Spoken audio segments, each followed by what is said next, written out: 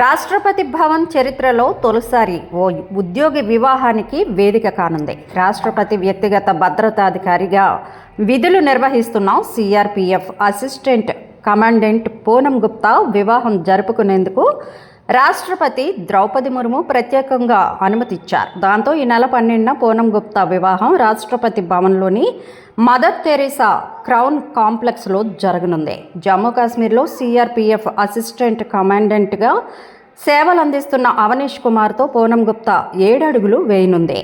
వరుడు కూడా CRPF assistant commandant కావడంతో రాష్ట్రపతి ఈ ప్రత్యేక అనుమతి ఇచ్చినట్లు తెలుస్తోంది. భద్రతాపరమైన కారణాల దృష్ట్యా ఈ వివాహ వేడుకకు అతి కొద్ది మంది బంధువులు, అత్యంత సన్నిహితులకు మాత్రమే ఆహ్వానం అందినట్లు సమాచారం.